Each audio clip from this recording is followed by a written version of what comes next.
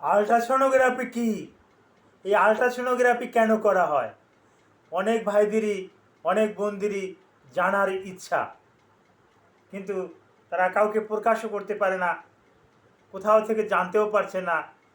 ওই ভাইদের উদ্দেশ্যে আমি এই আলট্রাসোনোগ্রাফি কেন করা হয়, কি কারণে করা হয়, কোন জায়গার আলট্রাসোনোগ্রাফিতে কোন বিষয়ের উপরে জানা যায়, আমরা সাধারণত কোন কোন বিষয়ের উপরে আলট্রাসোনোগ্রাফি দিয়ে থাকি, আমরা সংক্ষেপে ইউএসজি লিখে থাকি, যেটার ফুল মিনিং আলট্রাসোনোগ্রাফি বা আলট্রাসাউন্ড বলে আমরা করি,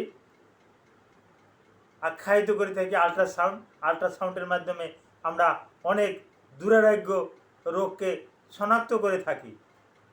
এই আলট্রাসোনোগ্রাফি সম্পর্কে সামান্য কিছু তথ্য আমি তুলে ধরব।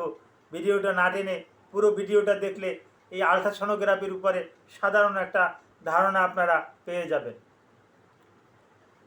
আসসালামু আলাইকুম রহমতুল্লাহি ওয়া বারাকাতুহু। আমি ডাক্তার মীর শহীদুল ইসলাম। আমার চেম্বার শুভেচ্ছা 255, ঐতিহ্যবাহী শেখঘাট, সিলেট। জি, গুগলে গিয়ে ডাক্তার মীর শহীদুল ইসলাম কথাটি লিখলে আমার সম্পর্কে বিস্তারিত তথ্য পেয়ে যাবেন। জি দর্শক শ্রোতা, আলট্রাসোনোগ্রাফি সম্পর্কে একটু আলোচনা করি।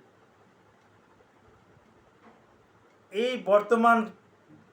বর্তমান বিশ্বে এই আলট্রাসোনোগ্রাফি রোগ নির্ণয়ে বড় ধরনের কিন্তু একটা মাধ্যম, বিশেষ এক তরঙ্গ, বিশেষ এক ফ্রিকোয়েন্সি।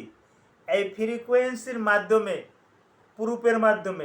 ফ্রিকোয়েন্সিটাকে প্রুফের মাধ্যমে মনিটরে ফেলে এটাকে কিন্তু অ্যানলার্জ করে শরীরের কোথায় কি আছে এগুলো কিন্তু নির্ণয় করা হয় আলট্রাসোনোগ্রাফির মাধ্যমে। এখন এই আলট্রাসোনোগ্রাফির মাধ্যমে আমরা কি কি রোগ নির্ণয় করতে পারি, হ্যাঁ, এগুলো নিয়েই আলোচনা করব। এখন তো আমরা চোখের আলট্রাসোনোগ্রাফি করতে পারি না। যদি কেউ বলে যে চোখের কোনো আলট্রাসোনোগ্রাফি হবে, এই যে আমার দাঁত দেখতেছেন, যদি কেউ বলে দাঁতের আলট্রাসোনোগ্রাফি, না, এটা সম্ভব না। যদি বলেন যে ব্রেনের আলট্রাসোনোগ্রাফি, না, ব্রেনের আলট্রাসোনোগ্রাফি হয় না, কারণ ওখানে শক্ত স্কেল আছে, এই স্কেলের পরে আর ওখানে হাড় ভেদ করে কিন্তু এই এই ফ্রিকোয়েন্সিটা যেতে পারে না। ফ্র্যাকচার হয়েছে, ভেঙে গেছে, এই ভাঙা জায়গাটা আলট্রাসোনোগ্রাফিতে পিকচারে কি আসবে? না, এটা আসবে না। তবে হ্যাঁ, আলট্রাসোনোগ্রাফির ভিতরে কি কি কি কি করা হয়, হ্যাঁ, সাধারণত আমি যেখানে হাত দিছি এই জায়গাটায় একটা গ্ল্যান্ড আছে, থাইরয়েড। এই থাইরয়েড গ্ল্যান্ডের কোনো সমস্যা আছে কি না, এটা কিন্তু আলট্রাসোনোগ্রাফির মাধ্যমে কিন্তু এই থাইরয়েডের আলট্রাসোনোগ্রাফি হয়। এই যে আমি এই থাইরয়েড ধরছি, এখান থেকে শুরু করে এর উপরের যে অংশটুকু দেখতেছি, এই যে গাল, কান, চোখ, কপাল, মাথা, এগুলোর আলট্রাসোনোগ্রাফি হয়, এই থাইরয়েডের হয়। আচ্ছা, এরপরে নিচে আসছি, যেটা হার্ট আছে, এই বাম পাশে হার্টের আছে, এই হার্টেরও আলট্রাসোনোগ্রাফি করে কিছু পাওয়া যায় না। তারপর আসে একটা লিভার আছে। একটা মজার ব্যাপার হলো, লিভারের অনেক কিছু জানা যায়। আমরা যখন আলট্রাসোনোগ্রাফি করি তখন আমরা লিখে দিই HBS, হেপাটো বিলিয়ারি সিস্টেম। এই হেপাটো বিলিয়ারি সিস্টেম, তখন এই লিভার, এটা ফ্যাটি লিভার না কোন পর্যায়ে আছে,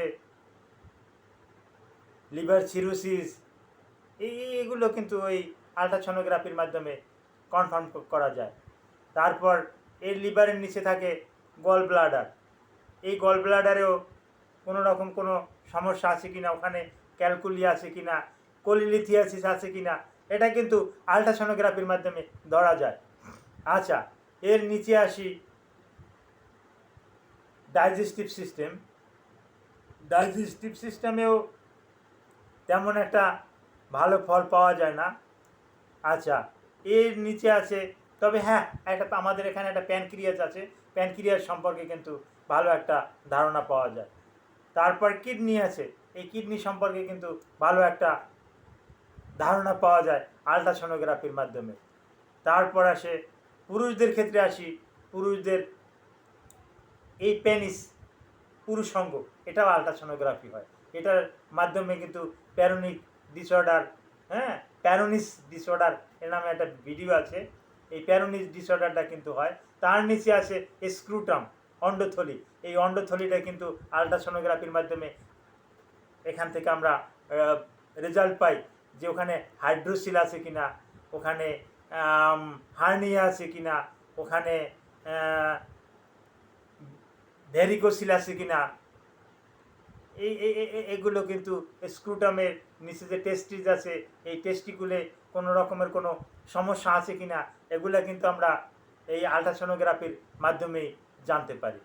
মহিলাদের ক্ষেত্রে আর একটু বেশি, যেমন তাদের এই ব্রেস্টে কোনো সমস্যা আছে কিনা, এটা পুরুষদের ক্ষেত্রেও ব্রেস্ট করা হয়, মহিলাদের ক্ষেত্রে বেশি করে ব্রেস্টে কোনো লাম্পস আছে কিনা, এই লাম্পসগুলো টিউমারগুলো এগুলো কিন্তু ধরা পড়ে। তারপর মহিলাদের আরও একটু নিচের যে অর্গান, বিশেষ করে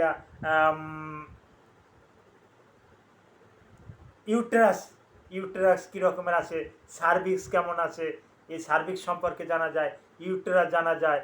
আমরা এখান থেকে জানতে পারি ইউটেরাস বাল্কি কিনা, ইউটেরাসের ভিতরে কোনো টিউমার আছে কিনা, ফ্যালোপিয়ান টিউবটা কেমন। যদিও ফ্যালোপিয়ান টিউব সম্পর্কে বিস্তারিত জানা যায় না, কিন্তু হ্যাঁ আবার ওভারি সম্পর্কে বিস্তারিত জানা যায়, ওভারিটা কী রকমের আছে, ডিম্ব কী রকমের আছে, এই বিস্তারিত কিন্তু এই মহিলাদের কিন্তু এগুলো কিন্তু জানা যায়। তো হ্যাঁ, এতক্ষণ আলট্রাসোনোগ্রাফির মাধ্যমে কি কি রোগ শনাক্ত করা যায় এতটুকু আলোচনা করলাম। আপনাদের যদি আলট্রাসোনোগ্রাফির উপরে আরও কোনো প্রশ্ন থাকে এটা এটা করতে পারবেন। মহিলাদের আর একটা আলট্রাসোনোগ্রাফি আমরা দিয়ে থাকি, টিভিএস। এই টিভিএসটা কিন্তু পুরুষদের ক্ষেত্রে আর দেওয়া হয় না, এটা ট্রান্সভ্যাজাইনাল সোনোগ্রাফি। এটা পুরো সরাসরি ভ্যাজাইনায় বা যৌনাঙ্গে প্রবেশ করানো হয়, যৌনাঙ্গে প্রবেশ করিয়ে ওখান থেকে কিন্তু ভ্যাজাইনাটাও সুন্দরভাবে কিন্তু দেখা হয়, এবং ওখান থেকে কিন্তু ইউরিনারি ব্লাডারটা কিন্তু সুন্দরভাবে দেখা হয়, এবং ফ্যালোপিয়ান টিউব, তারপর আসে ওভারি, ডিম্বাশয়, এগুলো কিন্তু ক্লিয়ারভাবে দেখা যায়। Thank you all.